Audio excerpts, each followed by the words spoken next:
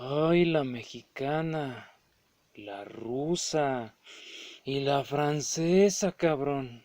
Sí, al igual que la rusa y la francesa, la Revolución Mexicana fue un evento que cambió para siempre las cosas, trayendo consigo un nuevo orden político y social que posee la base del México moderno. Obviamente, un evento de estas dimensiones también cambió el arte y la cultura mexicanas, siendo combustible de canciones, novelas, películas y hasta murales.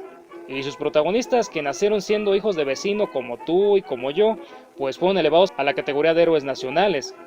Y en algunos casos incluso llegaron a convertirse en personajes de leyenda, como lo son los samuráis en Japón o los caballeros medievales en Europa.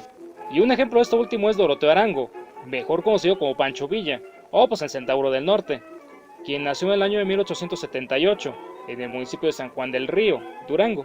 Por azares del destino terminó dedicándose al bandidaje, actividad en la cual se desempeñó hasta la llegada de la Revolución Maderista, a la cual pues se unió. Y como todos sabemos, la Revolución Maderista pues fue una insurgencia encabezada por Francisco I. Madero, quien pues se rebeló contra Porfirio Díaz, el cual pues se había perpetuado en el poder. Al final pues Madero logró derrotar a Díaz, y eventualmente también se convirtió en presidente de México. Sin embargo, pues también como todos ya sabemos, Francisco I. Madero fue traicionado por el militar Victoriano Huerta, quien pues lo depuso de su cargo y lo mandó a fusilar. Sin embargo, pues para desgracia de Huerta, los militares, así como revolucionarios que habían acompañado a Madero, se rebelaron en armas contra él, en la llamada Revolución Constitucionalista, a la cual pues sí, también se sumó Pancho Villa. Y ya una vez trepado en el carro de la Revolución Constitucionalista, Pancho Villa se puso a las órdenes de Venustiano Carranza, y de ahí para adelante se puso a combatir a las fuerzas de Victoriano Huerta, por la llamada División del Norte.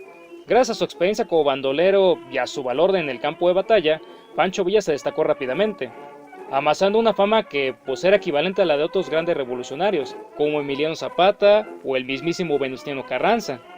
Sin embargo, pues hay que decir que en el caso de Villa, esta fama alcanzó tintes de película, literalmente. Pero bueno, antes de meternos de lleno a ese asunto, vamos a hacer un breve paréntesis, para hablar de algo pues sin lo cual no se podría entender el siglo XX. Y no, no estoy hablando de los Beatles ni de Hitler, sino del cine. El cine como técnica consiste en la proyección rápida y consecutiva de imágenes, con el propósito de crear la ilusión de que éstas se mueven, cuando pues en realidad se encuentran estáticas. A finales del siglo XIX apareció el cinematógrafo, que fue el primer aparato capaz de lograr este efecto.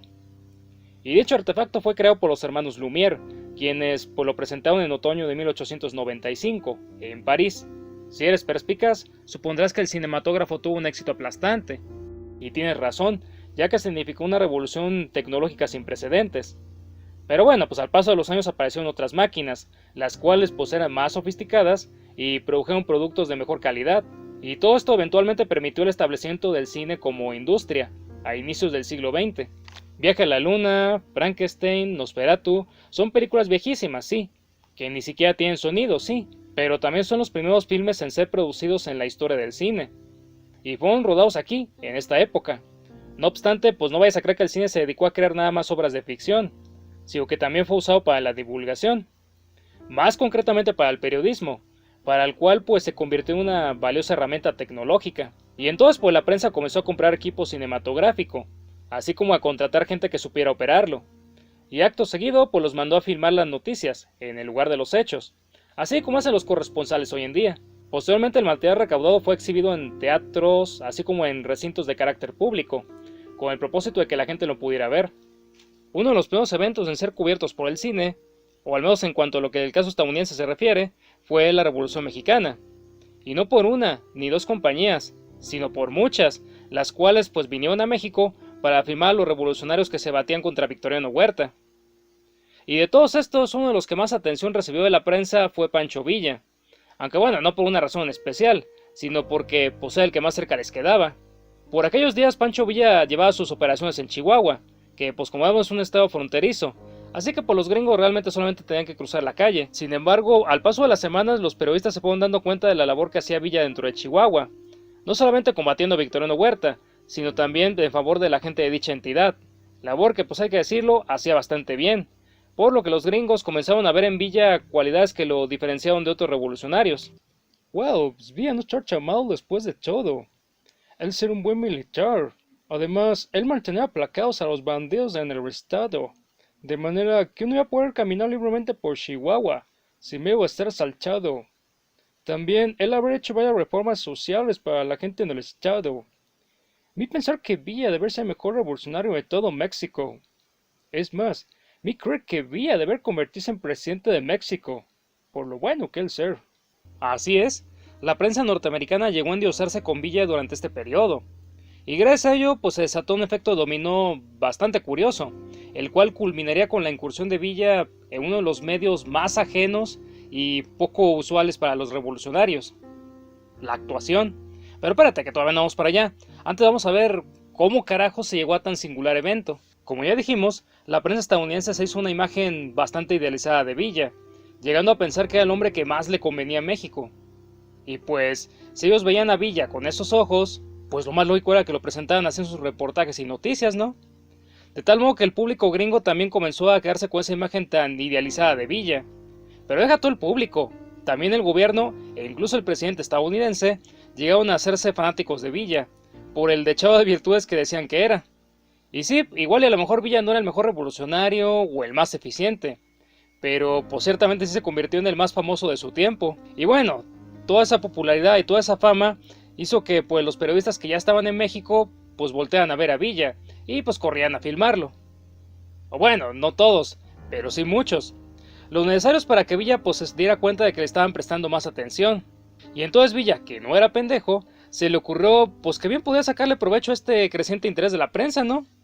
Así que luego de finalizar la toma de Ciudad Juárez, Villa pues acercó a los periodistas que habían estado firmando la toma. Pero pues no crees que para saludarlos. O bueno, sí, pero bueno, después de saludarlos pues les propuso un trato, el cual consistía en que si las compañías de cine accedían a entregarle el 50% de las ganancias recaudadas por las películas, Villa aceptaría que lo acompañaran en sus campañas, y además les otorgaría escolta, transporte y comida. ¿Ya ves cómo te dije que Villa no era pendejo? No, pues si por el contrario, era bastante abusado. Y tan abusado fue que tuvo la idea de utilizar el cine no solamente para difundir su imagen, sino también para financiarse el ejército.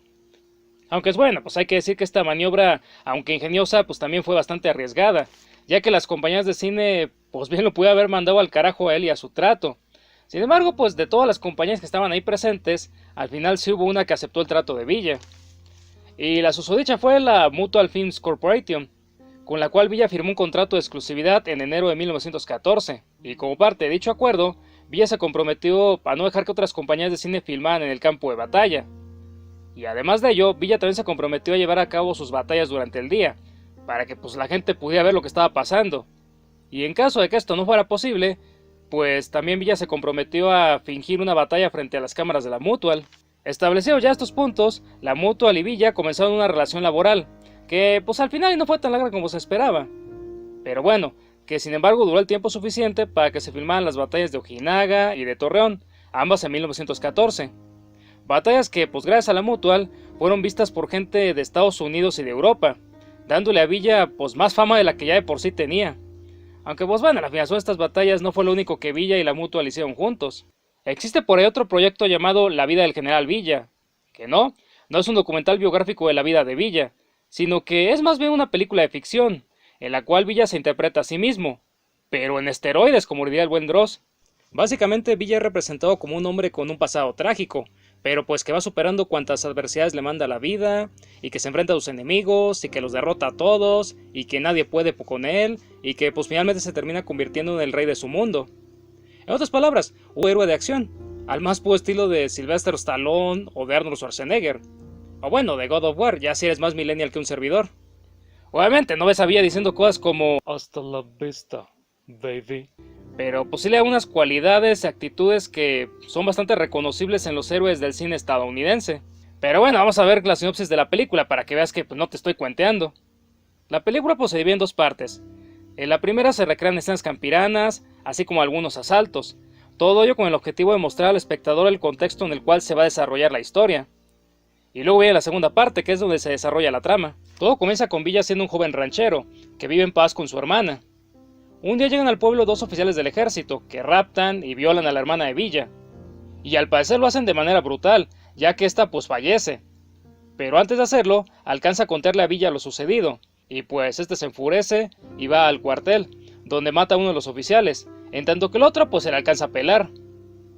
Villa entonces pues vende su rancho y se va al monte, jurando vengar la muerte de su hermana.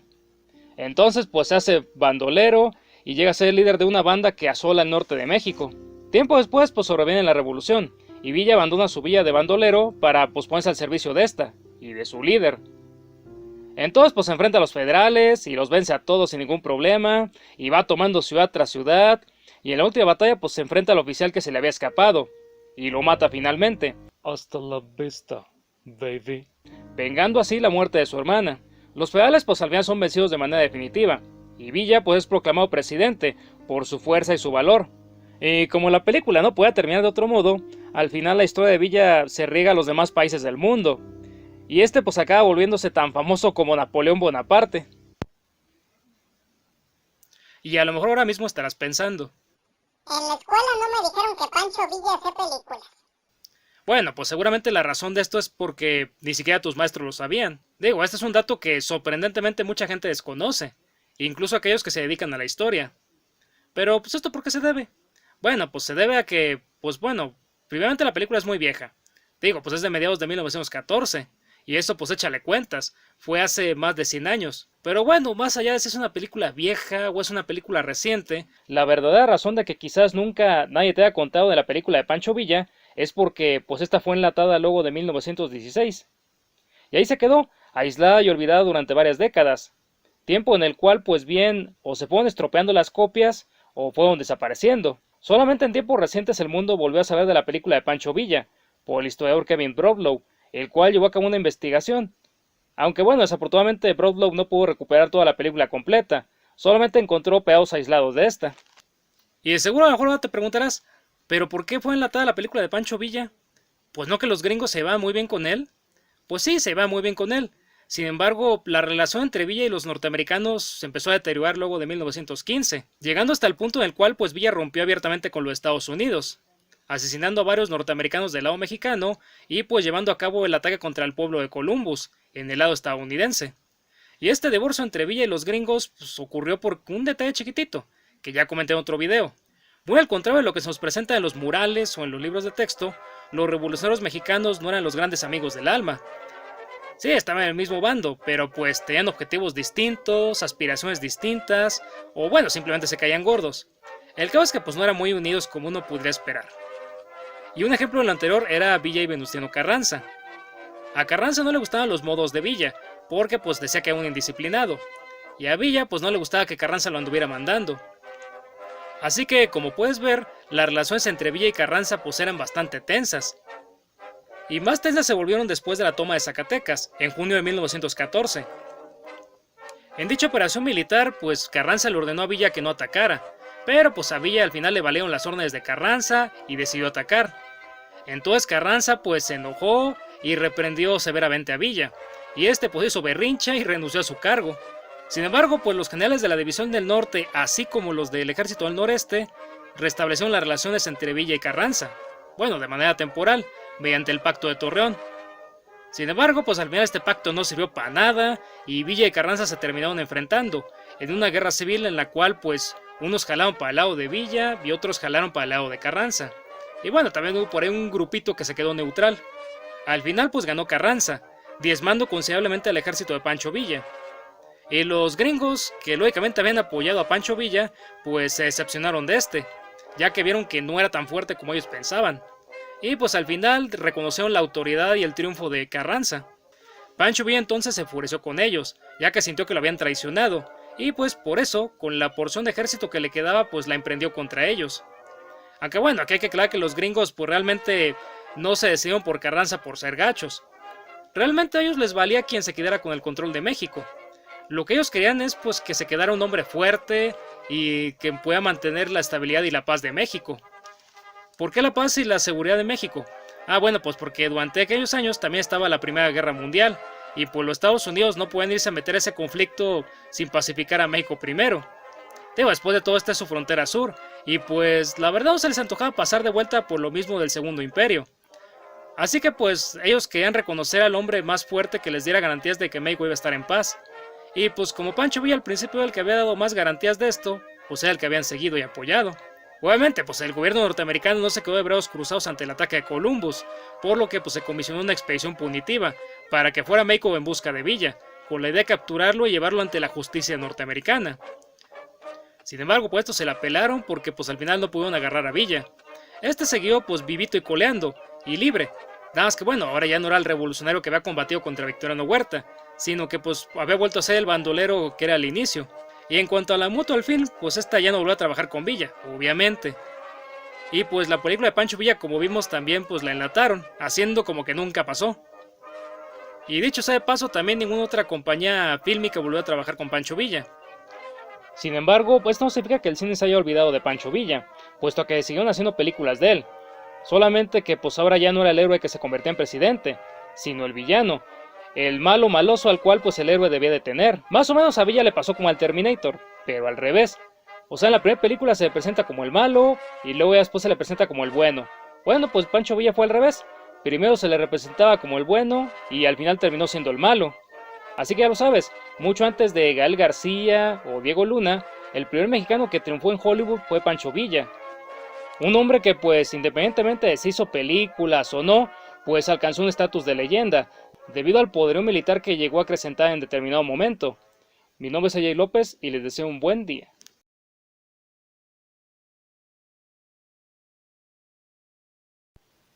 Antes de ser la calle donde tú y tu novia se quedaron de ver el viernes pasado, Carranza fue un revolucionario coahuilense que se levantó en armas contra Victoriano Huerta, luego de que éste traicionara y asesinara a Madero. Proclamó el Plan de Guadalupe y, en alianza con otros militares como Pancho Villa y Álvaro Obregón, logró derrocar a Huerta.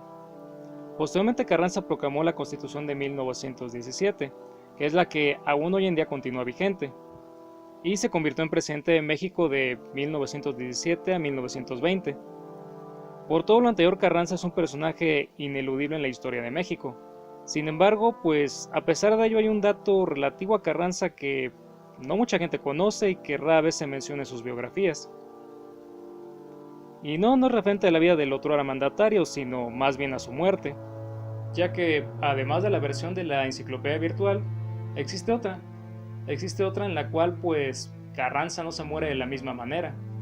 Y tan no se muere de la misma manera que pues de llegar a ser cierta esta versión, sin duda sí cambiaría la imagen que nosotros tenemos de Carranza. No digo que la mejoraría o la empeoraría, no, eso ya depende de cada quien. Y lo curioso de esta versión es que pues no es una versión que se haya fabricado en tiempos recientes, no, sino que es una versión que pues se conoce desde el momento mismo de la muerte de Carranza. Y por lo mismo se discute mucho si es la versión auténtica o no. Según la versión oficial, Carranza murió en Tlazalontongo, en el estado de Puebla, el 21 de mayo de 1920 a manos de hombres del general Herrero.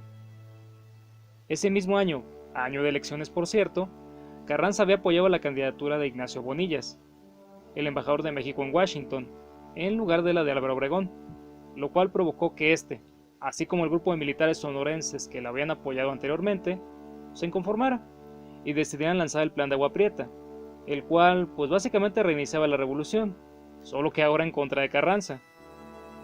Carranza entonces tuvo que huir de la capital hacia el puerto de Veracruz. Sin embargo, lo hizo de la manera más inconveniente posible.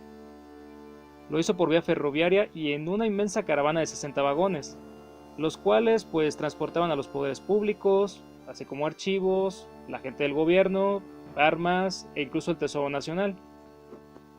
De más está decir que este convoy no pudo llegar a Veracruz, por lo que Carranza tuvo que escapar acompañado por gente de su gabinete, así como por un puñado de militares.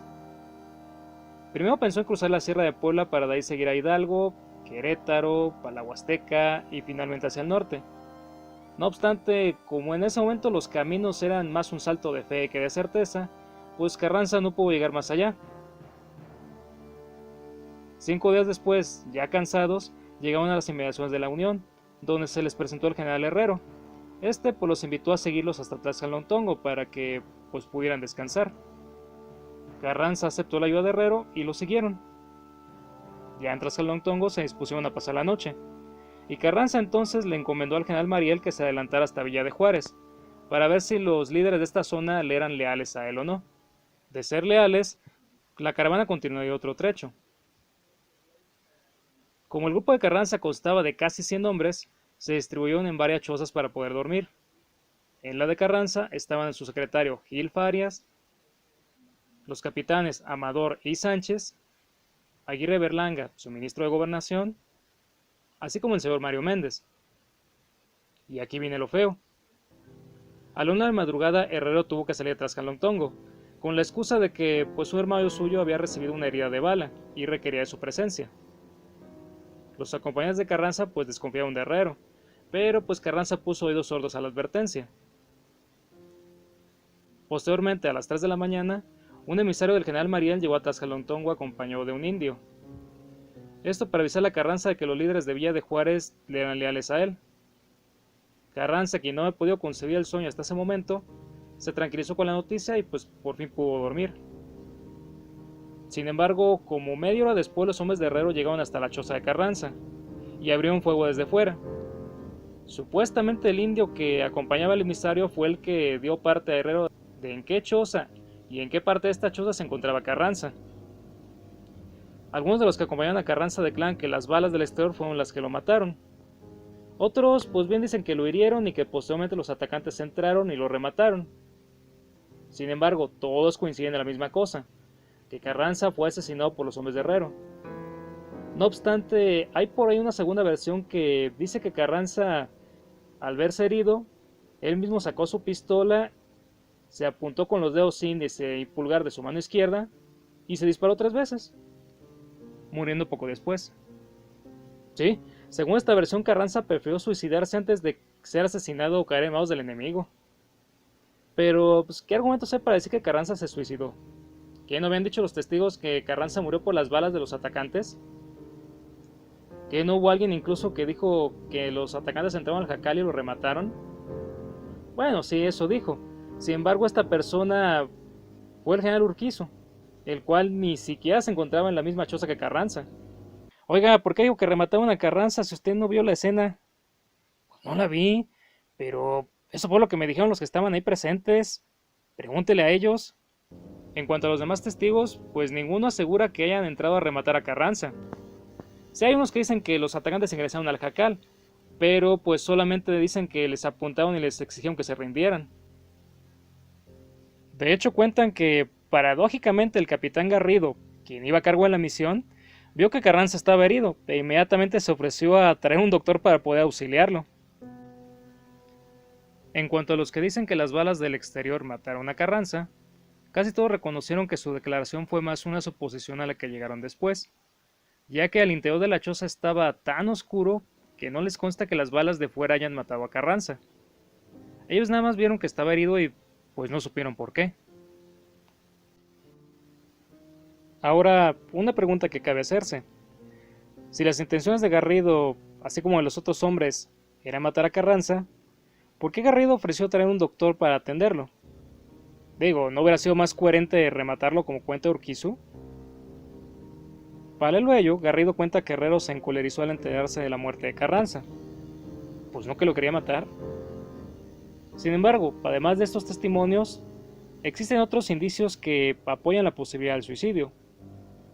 Uno de ellos son el tamaño de los orificios hechos por las balas en la camiseta y camisa de Carranza, los cuales pues son demasiado pequeños para haber sido hechos por balas de carabina, que era el arma que portaban los atacantes, y en lugar de ello corresponde al tamaño de balas de pistola, que recordemos es el arma con la cual supuestamente Carranza se suicidó. Otro de los indicios es el informe del embalsamador que se ocupó del cadáver de Carranza. Según sus palabras, el cuerpo de Carranza presentaba 5 heridas de bala, 3 en el tórax, 1 en la pierna y finalmente 1 en la mano izquierda, mano con la cual Carranza supuestamente se apuntó al pecho antes de disparar. Cabe destacar que nunca se hizo una autopsia como tal al cuerpo de Carranza, por lo que tampoco nunca se supo qué balas se encontraban alojadas en el cuerpo de este. Sin embargo, pues la herida en la mano da bastante peso a la hipótesis del suicidio. Digo, no sería realmente difícil pensar que Carranza se disparó primero 3 veces y erró el 4.º tiro ya por culpa del dolor. Pero quizá las pruebas que más peso otorgan a esta teoría sean un acta y un telegrama que señalan esta versión como cierta. El primero está dirigido al general Mariel y se encuentra firmado por varios hombres de la comitiva de Carranza. En él básicamente dice que todos están prisioneros del general Herrero y pues piden al general Mariel que no los ataque, ya que esto pues pondría en peligro su vida.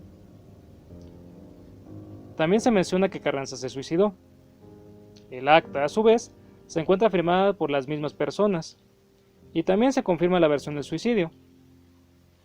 Igualmente se informa, como el caso del telegrama dice, que todos están prisioneros del general Herrero, y agrega además que están siendo tratados de buena manera por este.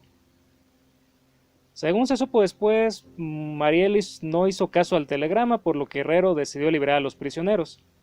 Pero eso sí, antes de hacerlo levantó un acta para salvaguardar su responsabilidad.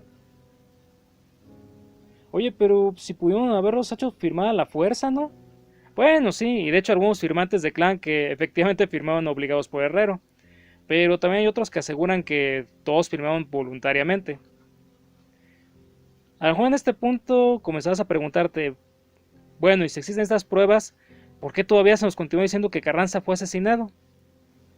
Bueno, la verdad es que no todos los historiadores están de acuerdo con esta teoría, ya que algunos piensan que las pruebas no son veraces. A lo mejor los testimonios son falsos, a lo mejor la herida de la mano fue hecha por una bala del exterior y nada más fue pura coincidencia. A lo mejor el tamaño de los orificios en la camiseta sí son de carabina. Bueno, en fin. Y es por esto que todavía no se puede aceptar dicha posibilidad como cierta.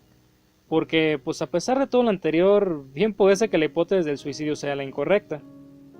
Quizás nunca lleguemos a saber cuál de las dos versiones es la correcta, pero independientemente de ello, la muerte de Carranza nos da un mensaje que muchos olvidamos a la hora de conmemorar la Revolución Mexicana. Y este mensaje es: a pesar de aparecer juntos en los murales y libros de texto, los héroes de la Revolución no eran amigos. De hecho, varios de ellos llegaban a matarse entre sí. Tampoco tenían la misma causa. Unos peleaban por tierras y otros por poder. Digamos que cada uno tenía su propia revolución. No obstante, a pesar de esta pluralidad, todos ellos pertenecen a un mismo punto de quiebre dentro de la historia nacional, sin el cual pues no podemos entender el México moderno. Mi nombre es Ajay López y les deseo un buen día.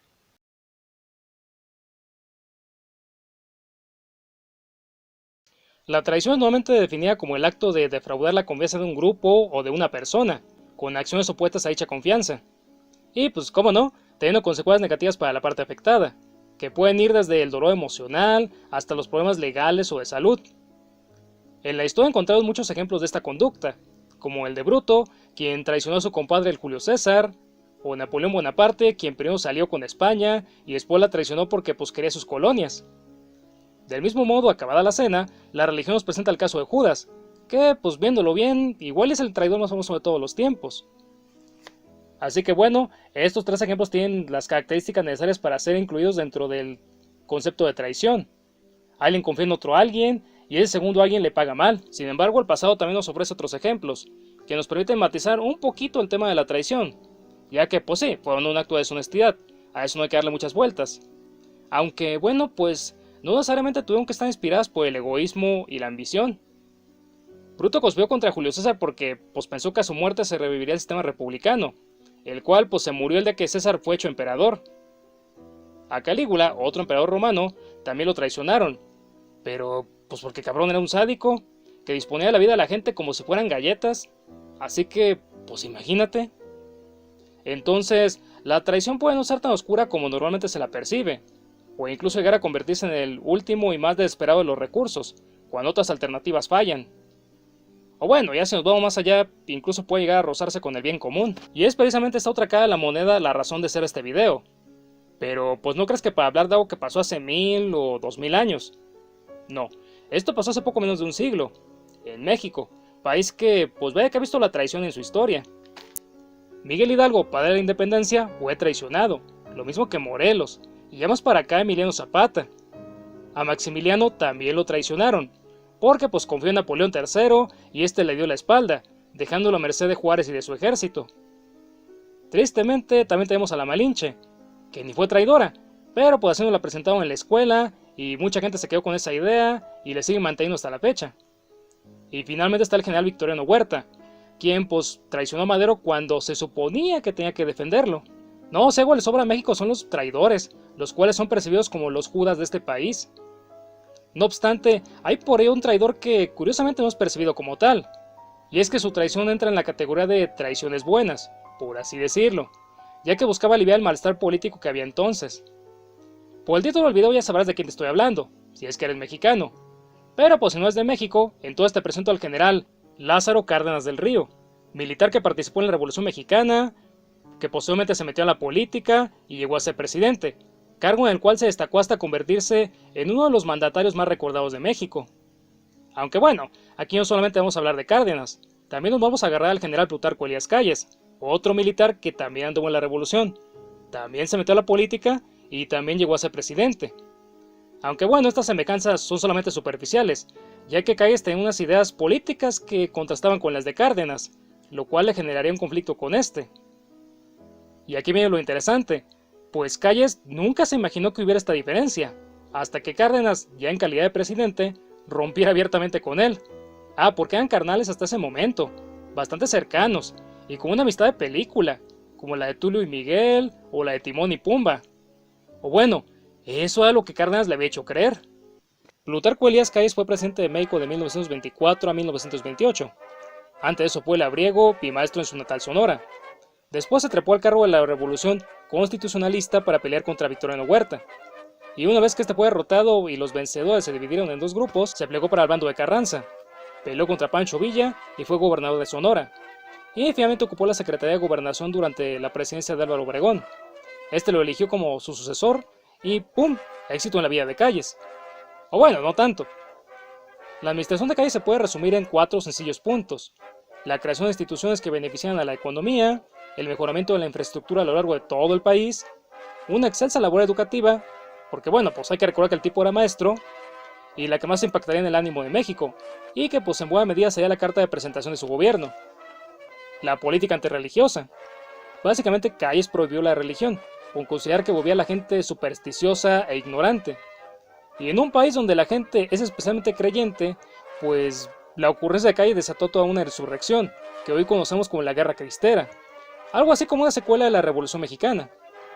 De tal manera que todo lo bueno que había tenido el gobierno de Calles, pues se olvidó con la cuestión religiosa. Y este desmadre, aunado en que en 1926 se aceptó la reelección en periodos alternados, pues dio como resultado que Álvaro Obregón quisiera regresar a la presidencia, para pacificar el país, obviamente.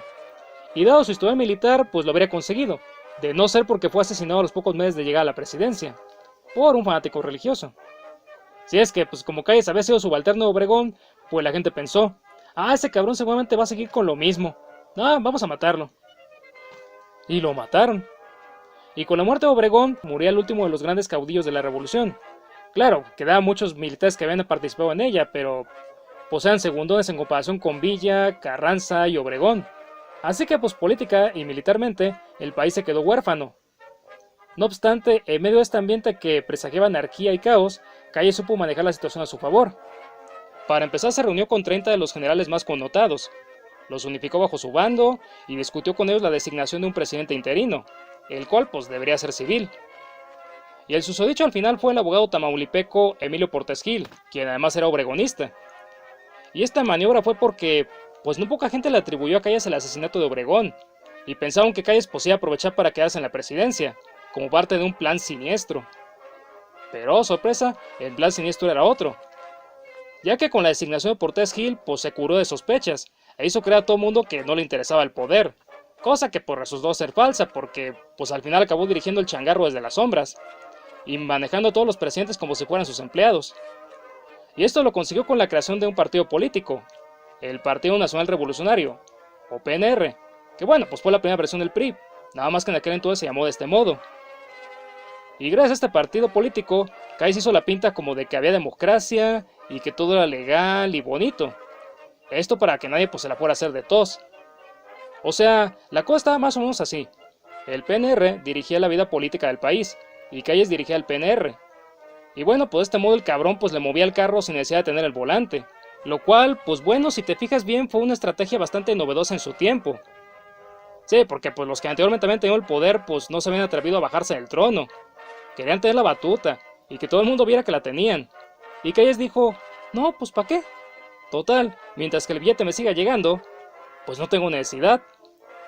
Que realmente todo un secreto a voces, y la gente sabía perfectamente cómo estaba el business. Pero bueno, pues como el control de calles era muy grande, pues ahí se quedó. Y en toda esa calle se le empezó a llamar el jefe máximo, y por eso a esta etapa de México se le conoció como el Maximato, que duró de 1928 a 1934, y por ella pasaron 3 presidentes: Portés Gil, el interino; Pascual Ortiz, que renunció a la mitad de su mandato porque pues no le pareció el control de calles; y Abelardo Rodríguez, que entró a cubrir los años que le habían faltado al Pascual. Y tras ellos llegó Cárdenas en el 34, quien fue el que cerró de manera definitiva el Maximato. Y ahora sí, vamos con Cárdenas. Si Calles era un cabrón, Cárdenas le decía quítate que ahí te voy. Se metió a la revolución a pelear contra Victoriano Huerta, igualito que Calles. Después fue gobernador de su estado natal, Michoacán, igualito que Calles. Además fue presidente del PNR, secretario de Gobernación con Ortiz Rubio, secretario de Guerra y Marina, y finalmente el elegido por Calles para suceder a Abelardo Rodríguez. Como ya dijimos, Cárdenas y Calles tenían una amistad bastante cercana, y eso y que el currículum de Cárdenas era impecable, pues motivaron a que Calles lo designara como el próximo presidente. Se conocieron en 1915, cuando Calles ya era general y Cárdenas apenas era teniente coronel, y como Calles había sido profesor, pues le gustaba la idea de tener discípulos. Cárdenas de entonces 19 años lo impresionó y pues lo hizo su pupilo. Por otro lado, a Cárdenas también le apantalló el temple y el liderazgo de Calles. Sin embargo, esta amistad se comenzó a joder, o bueno, mejor dicho, se jodió el día que Calles creó el Maximato, porque pues a Cárdenas no le latieron para nada las movidas que hacía su compadre. Pero astutamente, el güey no se enemistó con Calles, sino que por el contrario, le siguió hablando como si nada. No tenía un plan como tal, pero pues aquí esperaba a ver qué rumbo tomaban las cosas. Y si en algún momento se le presentaba la oportunidad de hacer algo, pues la iba a aprovechar. Aparte, pues pinche Cárdenas, sabía que si se le ponía al tú por tú a Calles, pues tenían las de perder en ese momento. Por eso pues se quedó quietecito, calladito, llevando la fiesta en paz. Posteriormente, cuando fue presidente y tuvo ya un poquito más de poder, entonces sí, se animó a fraguar un plan para quitarle el poder a Calles. Y para ello Cárdenas hizo 2 movimientos. Primeramente se acercó a varios militares que pertenecían a facciones pues, que habían sido relegadas por el callismo, como carrancistas, villistas, zapatistas, en fin, pura gente que no tenía nexos con Calles. Y aprovechando su cargo, pues los fue metiendo en varios puestos clave dentro del ejército. Esto claro, con la condición de que le echaran la mano cuando pues a él se le llegara a ofrecer. Y todo esto sin que Calles se diera cuenta. O bueno, sí que comenzaba a sospechar algo. De tal modo que para cuando el tipo se enteró, pues Cárdenas ya tenía todo el control del ejército. Y segundo, pero no por eso menos importante, Cárdenas aseguró tener la lealtad de los sectores populares, más concretamente, de los obreros. En aquel tiempo, 1935, los obreros traían un pandemonium, huelgas por aquí, huelgas por allá, y todo esto con el fin pues de conseguir mejores condiciones de trabajo. Bueno, pues Cárdenas en lugar de reprimir estas huelgas, las aceptó, e incluso las consintió, ganándose la simpatía y el apoyo de los trabajadores. Puesto ya estos elementos sobre el tablero, Cárdenas se dispuso entonces sí, a sacar la última carta del ritual. Y para ello mandó llamar a Calles a la capital, con el pretexto de que quería pedirle su consejo, tanto para el asunto de los obreros como para otras cuestiones que había por ahí. Al principio Calles como que se la solió, y no quiso, pero finalmente aceptó. Entonces llegó, habló con Cárdenas, y este le inventó que pensaba reprimir las huelgas, porque pues había visto que los obreros no entendían por las buenas. A lo que Calles lo atajó y dijo: "No, señor presidente, a usted no le conviene hacer eso. Acuérdese que durante su campaña le endulzó el oído a los obreros. No puede salir ahora con esas ocurrencias. Mejor déjeme a mí, que yo los meta en cintura". Cárdenas mañosamente aceptó la propuesta de Calles, y este hizo por ahí unas declaraciones donde regañaba públicamente a los obreros, tachándolos de ingratos y de revoltosos, además de exhortarlos a que pues le bajaran 2 rayitas a su pedo. Mucha gente, ya fuera por ojetes o por lambiscones, salieron a aplaudirle sus declaraciones a Calles. No sé si lo secundaron también, pero de que lo festejaron, eso sí no hay ninguna duda. Cárdenas por otro lado se quedó quieto, en silencio, haciendo como que estaba de acuerdo con Calles. Y acto seguido, se fue y se echó unos tacos de canasta, ahí en el Zócalo. Sondeó las reacciones de los obreros, se fue a dar la vuelta con su esposa, contabilizó las muestras de apoyo a Calles, se metió a bañar, pasó lista entre sus aliados del ejército, se fue a echar otros tacos, sacó el rifle, le puso la mira, le cargó las municiones, puso el dedo en el gatillo y cuando Calles menos se lo esperaba... "No, yo no he dicho eso. Mi gobierno jamás ha estado de acuerdo con este tipo de declaraciones. Todos los que me conocen saben que mi único interés ha sido y será velar por el bienestar de los trabajadores, a quien este país debe su riqueza y su esplendor. Aquellos que opinan diferente es porque son unos traidores, que no quieren ver que este país prospere. Seguiré luchando para llevar una vida digna a los trabajadores de este país, aunque a ciertas gentes eso no les parezca. Postdata, fiesta en mi casa el viernes a las 8. Están invitados. Como ya te imaginarás, pues después de esto todos los obreros de México se le fueron encima a Calles, y comenzó a recibir el acoso de estos, así como de la opinión pública. El tipo pues por supuesto que no se iba a dejar, así que fue a la prensa e intentó defenderse, y por ahí también medio embarró el gobierno de Cárdenas. Entonces Lázaro le dio la última estocada a Calles. Lo exilió con el argumento de que sus palabras pues eran un desafío hacia las instituciones democráticas de México, y de este modo Calles se quedó para siempre fuera de la política, y Cárdenas inauguraría la etapa del presidencialismo en México, ya sin jefes máximos, ni ningún tipo de poder extraoficial. Si te gusta mi trabajo, por favor, suscríbete, activa las notificaciones y comparte el video con tus amigos. Eso es algo que me ayudaría bastante. Mi nombre es Ajay López y te deseo un día histórico.